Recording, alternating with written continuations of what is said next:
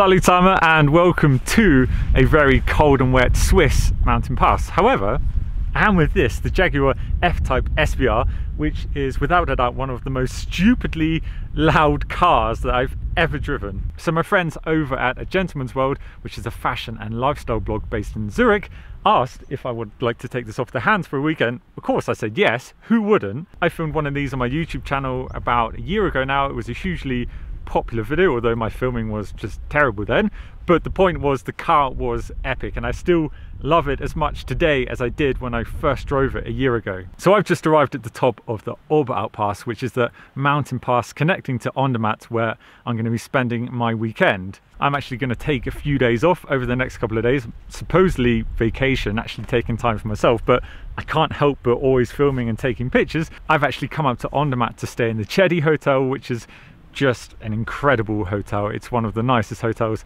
I've ever been to. I'm also doing some photography for them. I'm going to produce some photos for their social media.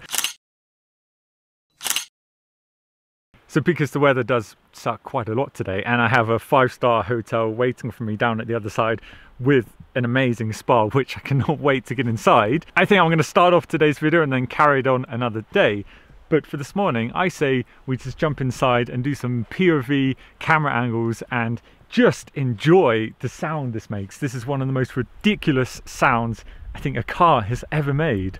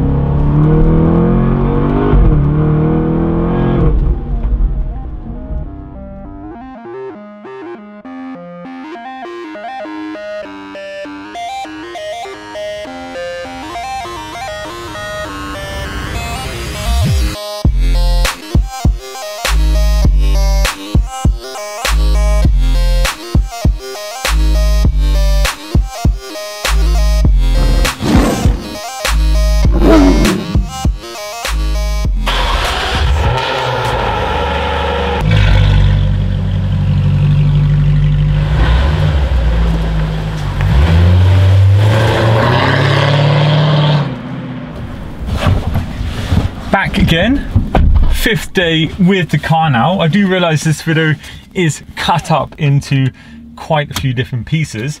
The truth is, when I was given this car, I didn't actually plan to film it, but I couldn't resist to try and make a video. So I've been trying my best to film parts of this car, my experience as I've had it over the week. I'm now on the way to return it, which is a big shame. So what I thought I'd do is use this final 10 minutes that I have with the car to just share with you how much that I've loved this car. Now, after the filming in Andermatt, I went to stay at the Chedi Hotel again, which I just love. I mean, that place is incredible. And then from then I went spontaneously on to Austria, and whilst I was there, I stayed in this hotel called Mohr Hotel. Super nice place. They put me in this 007 suite where I had this private parking garage where I could see through the glass in the lounge looking at the car. It was just an epic place, and yeah, they really took care of me there. But then after that, headed back to Zurich yesterday and took a detour through Germany for one particular reason, which was of course to go on the German Autobahn and see how fast I could get this thing. Now, I do have some footage from that, but I did mess up the filming just a little bit. The battery ran out the camera as I hit 285. I think I got 290 or 295 in the end. I'm not going to lie to you all and say I finally got my 300, because I sadly didn't. And on top of the battery running out, the GoPro flipped up looking at the sky at some point. Lesson learned then. There was a bit of an amateur mistake. Forgot to check my battery and didn't do the GoPro up tight enough. Nonetheless, here's the footage from the German Autobahn. Drop it down a few gears. Oh, and listen to it scream. The sound of this car, I've never ever got bored of. 220 in a few seconds, quite a bit of wind noise. 250, just cruising now at 250. I mean, how easy is this? This really is an ultimate GT car. One thing that I've been massively impressed with this car is the build quality. It just feels amazing. Everything's super stable. Everything you touch feels great. 270, 280, 285. But to sum up my time over the last week driving this car, I really have used it for what it was made for. It is a GT car, and that's exactly what I've done with it. I've been through Germany, Austria, Switzerland, done around 3,000 kilometers. Loved every second of it. The luggage space is really impressive in the back, I have to say. Super comfortable. It's such a refined car. Everything just feels nice. Every single button, knob, whatever you touch feels really nice. The leathers are beautiful. And as I've often said about this car, it's really a clever design, because although it is aggressive and looks kind of crazy, at the same time it's really smart and classy, which I think is something not easy to do on a car. Not sure what I'm going to miss the most, this crazy acceleration sound or pops and bangs. In all honesty, sometimes it does get a little bit too loud.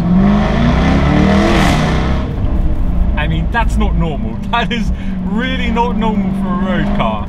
Never-ending noise. That's how I would explain this car. Never-ending noise.